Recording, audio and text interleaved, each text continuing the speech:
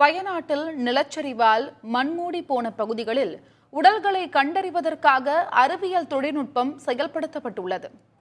Live victim radar என்ற அந்த தொழில்நுட்பம் குறித்தும் இதன் மூலம் மேற்கொள்ளப்படும் பணிகள் குறித்தும் தற்பொழுது பார்க்கலாம்.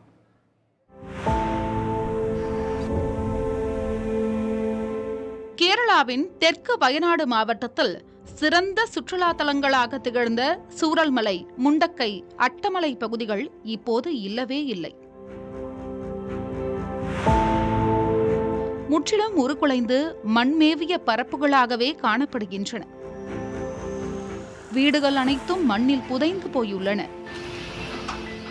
நள்ளிரவு நேரத்தில் நேரிட்ட நிலச்சரிவு எனும் பேரிடரில் அயர்ந்த உறக்கத்திலேயே மரித்து போயுள்ளனர் மக்கள். மாண்டவர்களின் உடல்களை மீட்க ராணுவம், தேசிய, மாநில பேரிடர் மீட்புப் படை, தன்னார்வலர்கள் என கரம் கோர்த்து பணியாற்றி வருகின்றனர்.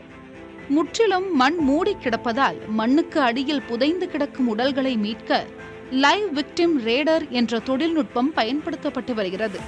மண்ணுக்கு அடியில் இதய துடிப்பு, உடல் மாதிரிகள் உள்ளிட்டவற்றை சிக்னல் மூலம் காட்டுவதற்கான வெப்ப உணர்நுட்ப கருவி ஆகும்.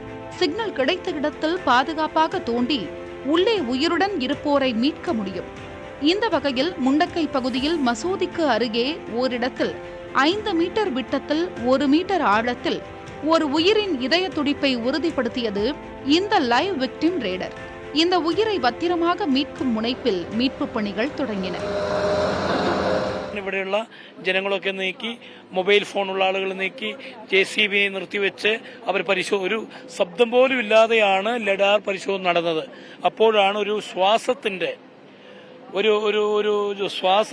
ഒരു സൗണ്ട് അവർക്ക് ലഭിച്ചത്. അതുകൊണ്ട് തന്നെയാണ് ഈ പരിശോധന നടത്തിക്കൊണ്ടിരിക്കുന്നത്. മനുഷ്യ സഹജമായ മുഴുവൻ പ്രവർത്തനങ്ങളും ഇവിടെ നടത്തിക്കഴിഞ്ഞ് ഇനി സയൻസ് ആൻഡ് ടെക്നോളജി അടക്കമുള്ള റഡാർ അടക്കമുള്ള ആധുനിക മെക്കനൈസേഷന്റെ ഭാഗമായിട്ടുള്ള ചർച്ച ഇനി സാധ്യമാവുകയുള്ളൂ. എങ്കിൽ മാത്രമേ ഇനി അകപ്പെട്ട ബോഡികൾ നമുക്ക് തിരിച്ചെടുക്കാൻ വേണ്ടി സാധിക്കുകയുള്ളൂ. லைவ் விக்டிம் ரேடர் என்ற இந்த தொழில்நுட்பம் ரஷ்ய தொழில்நுட்பமாகும். இதை பின்தொடர்ந்த அறிவியலாளர்கள் நிலஞ்சன் கொடுத்த வழிகாட்டுதலின் அடிப்படையில் வீரர்கள் மீட்பு பணியில் ஈடுபட்டனர். It shows GPR map also, ground penetrating radar mapping also, as well as a normal graphical interface also. So we need to compare both the thing. If there is a constant signal coming for a minute or so, something, then there is something beneath that particular thing. Some live object is there, which is at least breathing or vibrating. 3 மணி நேரமாக நீடித்த பணிகளால் பிற பணிகள் தாமதமாகின. தற்காலிகமாக கைவிடப்பட்ட பிறகு மீண்டும் தேடிய போது அங்கு பெரிய மண்ணுளி பாம்புதான் கண்டறியப்பட்டதாக அறிவியலாளர் நிலஞ்சன் கூறினார். லைவ் விக்டிம் ரேடர் தொழில்நுட்பத்தின் மூலம் 4 இடங்களில் உடல்களை கண்டறியும் பணிகள் நடப்பதாக தெரிவிக்கின்றனர். முண்டக்கை பகுதியில் போர்க்கால அடிப்படையில் தொடர்ந்து 2வது நாளாகவும் லைவ் விக்டிம் ரேடர் தொழில்நுட்பத்தின் துணையுடன் தேடும் பணிகள் தொடர்கின்றன. அங்கு மண்ணுக்குள் 20 சடலங்கள் இருப்பதாக சிக்னல் அனுப்பியது. அங்கு 50 மீட்டர் ஆழத்தில் தோண்டும் பணி தொடங்கியது. புதிய தலைமுறைக்காக ஒளிப்பதிவாளர் சிவராஜுடன் செய்தியாளர் பாலவெற்றிவேல் நவநீத கிருஷ்ணன்.